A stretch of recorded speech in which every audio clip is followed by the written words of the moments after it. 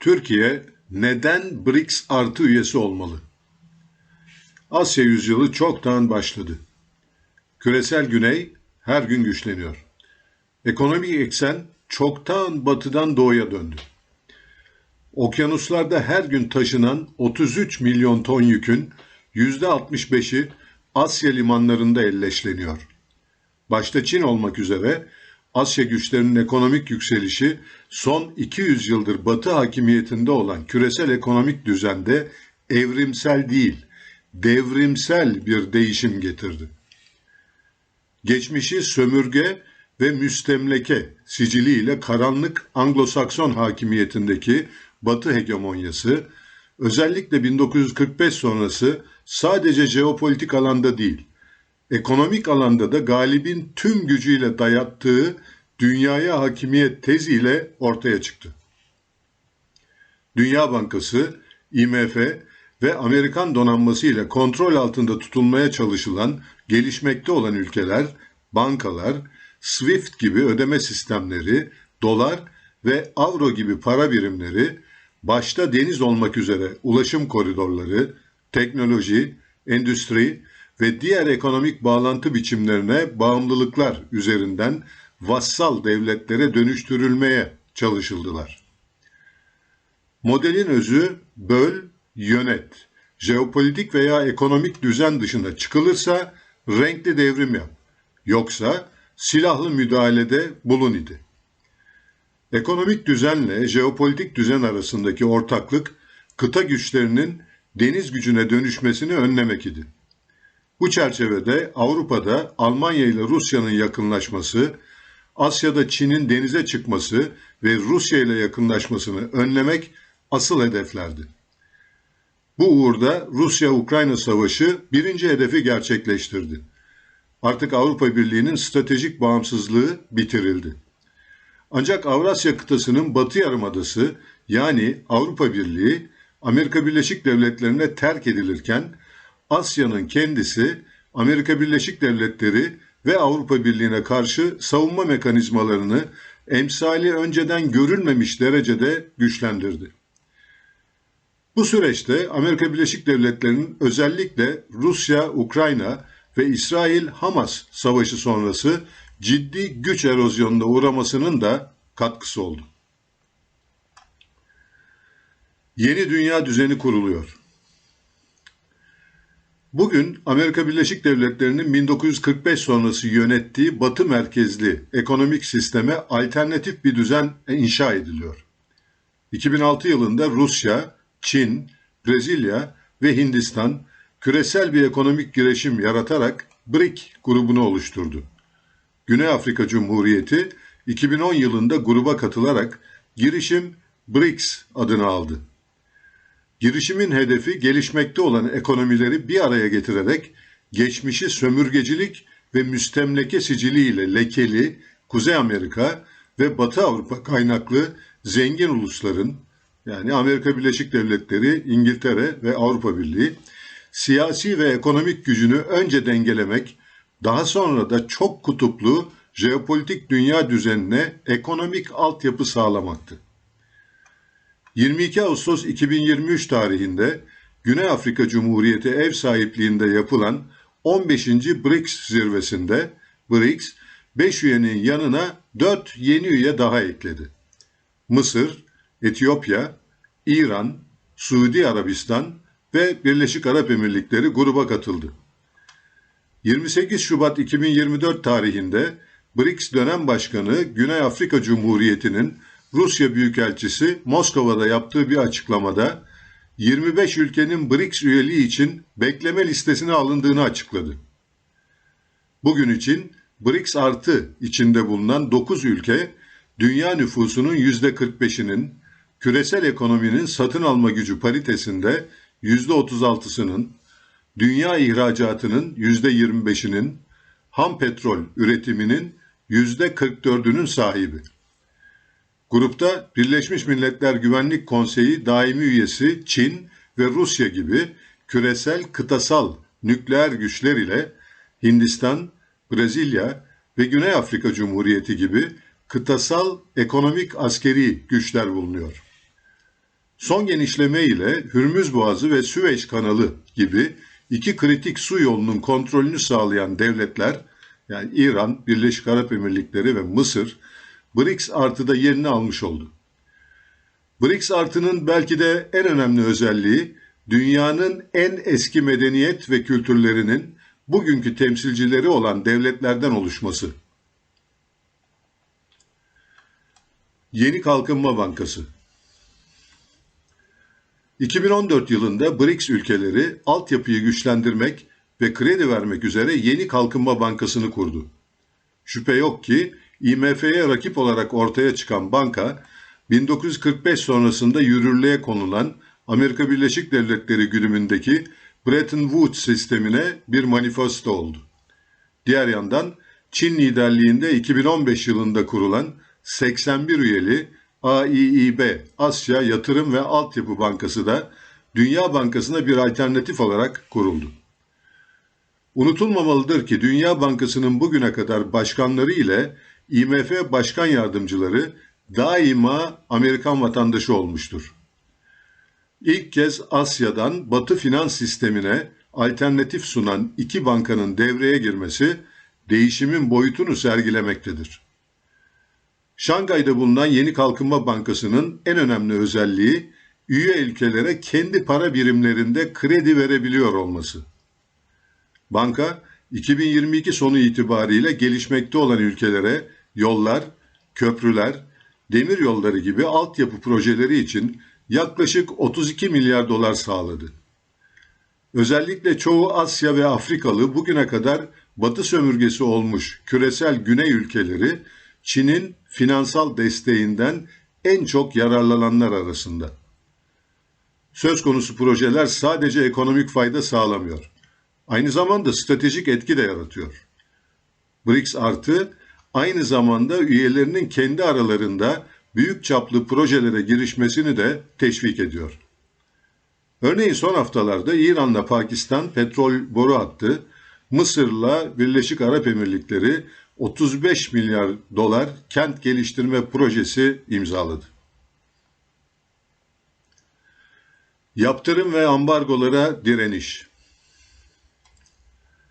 BRICS artının bir diğer amacı da Amerika Birleşik Devletleri ve Avrupa Birliği'nin kendi jeopolitik ve ekonomik çıkarlarına aykırı gördüğü devletlere uyguladığı yaptırım ve ekonomik ambargolar uygulama serbestliğini zayıflatmak. Rusya, İran ve Çin, Amerika Birleşik Devletleri ve Avrupa Birliği yaptırımlarına en çok maruz kalan devletler olarak BRICS artının gelişmesini sadece ekonomik nedenlerle değil, aynı zamanda jeopolitik nedenlerle de hayati görüyorlar. Bu yönüyle BRICS artı bugünlerde İsrail-Hamas savaşı emrivakisiyle yerle bir olan Pax Americana'ya ve onun ayrılmaz parçası Washington Konsensüsü'ne küresel bir meydan okumanın da adına dönüştü. Bu meydan okumada şüphesiz en önemli hedef, uluslararası ticarette doların en azından bölgesel ticarette zayıflatılması ve son tahlilde ortadan kaldırılması. 2024 Ekim'inde Rusya Kazan'da yapılacak 16. BRICS artı zirvesinde önemli başlıkların şöyle olması bekleniyor. BRICS para birimlerini yaygınlaştırmak, vergi ve gümrük sistemleri arasında işbirliğini teşvik etmek, uluslararası finansal sistemde BRICS artı rolünü arttırmak, bankalar arasında işbirliğini geliştirmek. Yeni rezerv para arayışı. BRICS artının büyümesi, etkinleşmesi ve özellikle dolardan uzaklaşması, Amerika Birleşik Devletleri, Avrupa Birliği tekelindeki Batı ekonomilerinde öncelikle bankacılık ve finans, teknoloji ve finans iletişimi, uluslararası ticaret ve yatırım, tüketici malları ve perakende ile seyahat ve turizm alanlarında ciddi menfi etki yaratacaktır. BRICS artı, Yeni Kalkınma Bankası bünyesinde üye ülkelerin oluşturduğu ve ödemeler dengesi sorunlarına karşı 100 milyar dolar bir destek fonuna da sahip. Hindistan, BRICS artı için yeni bir para biriminin teşkili için çalışmalarına başlamış durumda. Diğer yandan pek çok BRICS artı devleti kendi aralarında milli para birimleriyle ticaret yapıyor. Bu ticaret içinde hidrokarbon ürünleri başı çekiyor.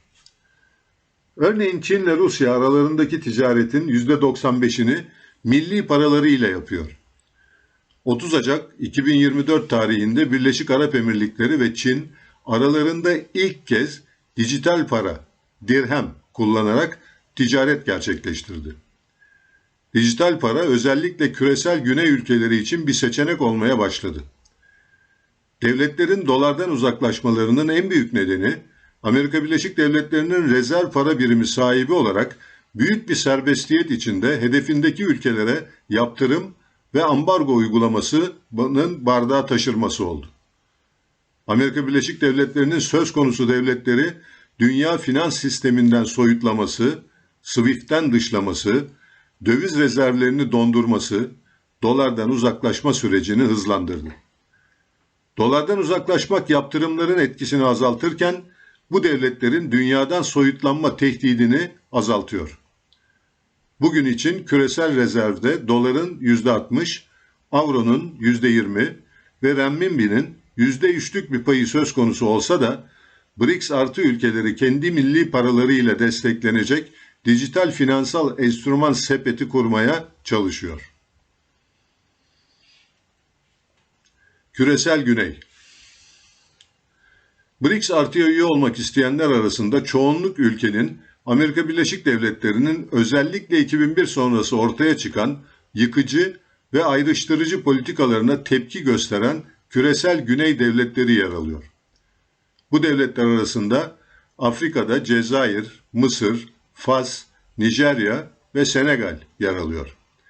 Ekim zirvesinde eğer Nijerya BRICS artıya kabul edilirse Afrika ekonomisinin yarısı BRICS artı kontrolüne girmiş olacak. Güney Amerika'da Brezilya'nın yanında Arjantin'de eski başkan döneminde katılmayı arzu ediyordu. Ancak Amerikan yanlısı yeni başkan bu süreci durdurdu. Son olarak Meksika, geçtiğimiz günlerde 2024 BRICS artı zirvesine katılmak istediğini bildirdi.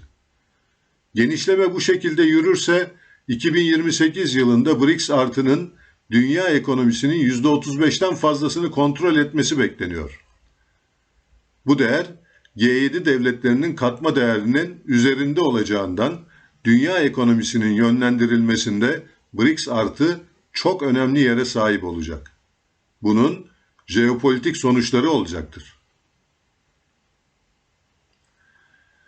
BRICS artı krizleri önleyebilir. Üyelerinin oydaşma içinde karar aldığı BRICS artı aynı zamanda devletler arasında mevcut, başta egemenlik sorunları olmak üzere pek çok sorunun barış içinde kontrol edilmesine de katkı sağlayacak. Örneğin Çin ve Hindistan'ın silahlı çatışma yaşadıkları sınır sorunları mevcut. Ya da Mısır ve Etiyopya yıllardır Nil'in sularının paylaşımı için mücadele ediyor. Suudi Arabistan ve İran, Basra Körfezi'nde üstünlük için büyük mücadele içindeler. Ancak BRICS artı bu devletleri bir araya getirebiliyor. Bu yönüyle BRICS artı küresel kutuplaşma dışında yeni bir güç merkezi ve bağımsız blok olarak ortaya çıkmış oluyor. En güzel örneği Ukrayna Savaşı nedeniyle İCC tarafından tutuklanma kararı olan Rusya Devlet Başkanı Putin'in Birleşik Arap Emirlikleri'nde ve Suudi Arabistan resmi ziyaretlerinde büyük törenlerle karşılanması çarpıcı örnekler arasındadır.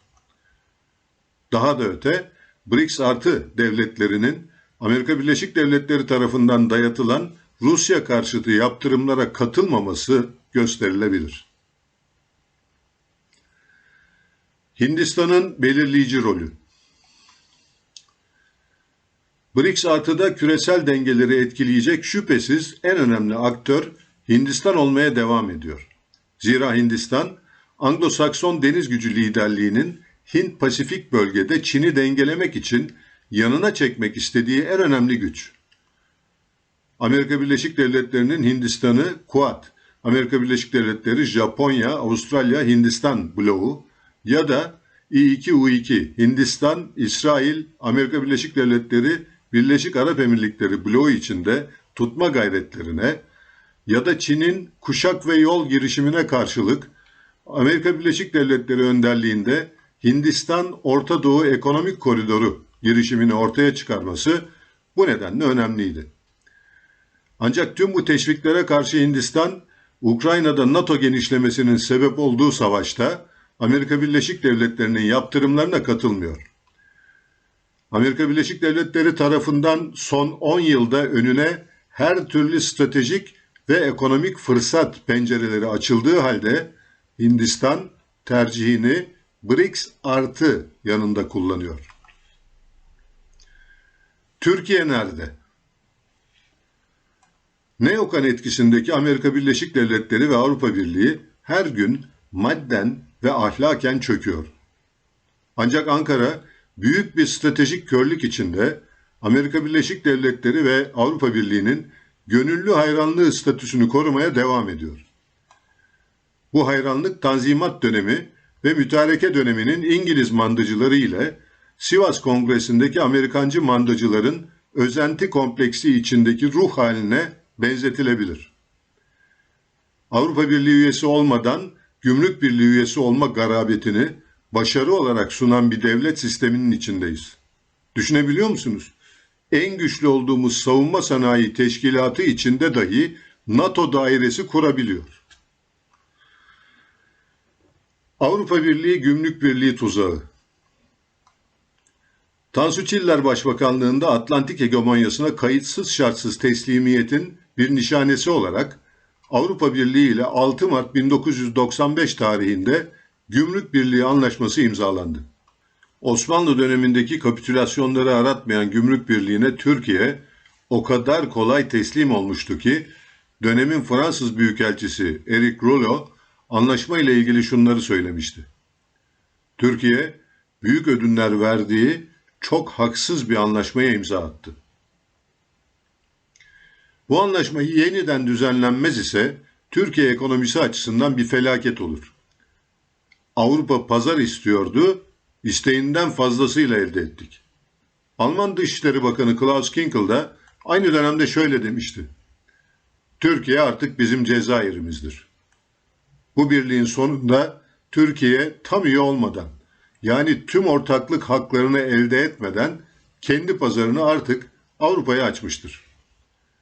Türkiye'nin Avrupa Birliği tam üyeliğine kabul edilmeden Gümrük Birliği'ne kabulle görünüşte kolaylaştırılmış ticaret, malların daha kolay hareket etmesine olanak tanınması ve yabancı sermaye girişinin teşvik edilmesi sağlanmış olsa da ülke ekonomisi için hayati önemde olan sanayi sektörü ve tarım sektörümüzün kaderi karar mekanizmasında asla yerimizin olmadığı Avrupa Birliği'ne bırakıldı.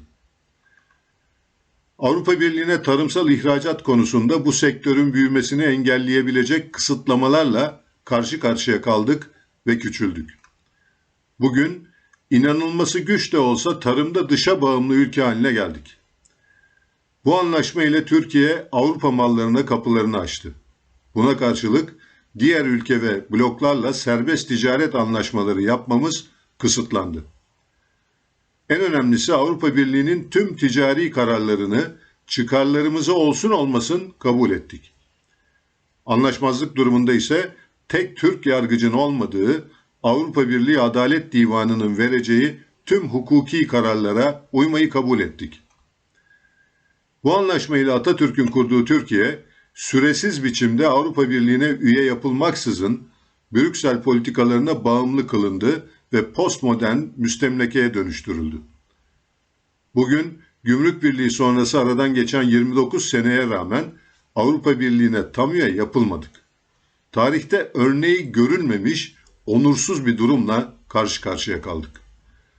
Bırakalım Avrupa Birliği'ne tam üye olmayı, Türk vatandaşları Avrupa Birliği ülkelerine vize dahi alamıyor. Dışişleri Bakanlığımızsa bu durumu büyük başarı olarak sunmaya devam ediyor. BRICS artı Türk ekonomisine yeni soluk. Asya'da her dakikada 200 kişi orta sınıfa geçiyor. Asya ekonomileri sadece büyümüyor. Jeopolitik etki alanlarını genişletiyor. En önemlisi son 200 yıldır sömürge konumuna düştüğü Batı'ya karşı ekonomik sistem alternatifi oluşturuyor. Bu süreç tam da tarihin akışının gerektirdiği yer ve zamanda ortaya çıkıyor. Batı ile çok kutuplu dünya düzeninin kurulması sancılarının yaşandığı bir dönemde ekonomik parametrelerin BRICS artı lehine döndüğü ve Amerika Birleşik Devletleri Avrupa Birliği'nin her alanda madden ve manen çöktüğü bir konjonktürde ortaya çıkan bu fırsat değerlendirilmelidir. Türkiye'nin BRICS artı bünyesinde yer alması, Yeni Kalkınma Bankası'nın fon desteklerinden yararlanma kapılarını açacak ve ödemeler dengesinde yaşayacağı sorunların güvenlik alanında tavizlere gitmeden çözümünü sağlayacaktır. Bu çerçevede Yeni Kalkınma Bankası İhtiyat Fonu üzerinden düşük maliyetle ve yerli parayla borçlanmak, Türk ekonomisine ağır bedel ödeten dolarizasyon etkisini azaltabilecektir. BRICS artı diğer uluslararası örgütlere kıyasla egemenlik devri ve veya ağır sorumluluk yüklemeyen bir örgüt özelliğine de sahip. Bir başka deyişle çok kutuplu dünya düzeninin kurulumunun bir nevi okbaşı. Bu yönüyle ekonomik düzlemde tamamen Batı karşıtı değil ama jeopolitik düzlemde şüphesiz Batı hegemonyasına karşı bir örgüt. Asya yüzyılının dolu dizgin başladığı, Türk Devletleri Teşkilatı'nın kurulduğu ve etkinleştiği bir konjonktürde BRICS artı üyeliği Türkiye'nin önünü açacaktır. Ancak Türkiye sahip olduğu muazzam coğrafyaya, tarihsel birikime ve milli güç olanaklarına rağmen bu hamleyi yapmıyor. Avrupa Birliği Dış İlişkiler ve Güvenlik Politikaları Yüksek Temsilcisi Josep Borrell, Münih Güvenlik Konferansı'nda şunu söylemişti. Batılı hakimiyeti dönemi gerçekten sona erdi. Bu teorik olarak anlaşılsa da bu yeni gerçeklikten her zaman pratik sonuçlar çıkaramadık. 25 devletin üyelik için sıra beklediği bir ortamda Ankara'nın hareketsizliği ve batılı hakimiyete boyun eğmeye devam etmesi ancak Tanzimat döneminin Avrupa hayranlığı, Mütareke dönemi İstanbul'un İngiliz mandacılığı, Sivas Kongresi'nin Amerikan mandacılığı kompleksiyle izah edilebilir. Hatırlatalım, dünya çok hızlı dönüyor. Alınmayacağı kesin olmasına rağmen hedefimiz Avrupa Birliği'ne tam üye olmaktır hayali ne jeopolitikle ne de tarihle örtüşüyor.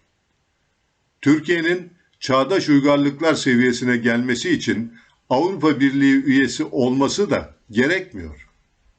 Demokrasi mantrası altında 1945 sonrası Batı'ya teslimiyetin Türkiye'yi getirdiği durum ortadadır. Bazılarının 2000'ler sonrası Amerika Birleşik Devletleri Avrupa Birliği desteğiyle militer demokrasiyi ortadan kaldırdık ve gerçek demokrasinin kapısını açtık demesi durumu özetliyor.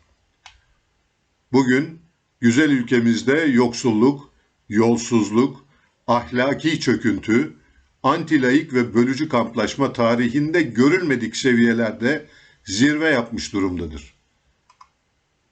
Avrupa için milyonlarca göçmenin deposuna dönüşmüş güzel vatanımız, Batı'ya teslimiyet, niteliksiz siyaset, jeopolitik körlük, yolsuzluk ekonomisi ve çürümenin anahtarı olmuştur.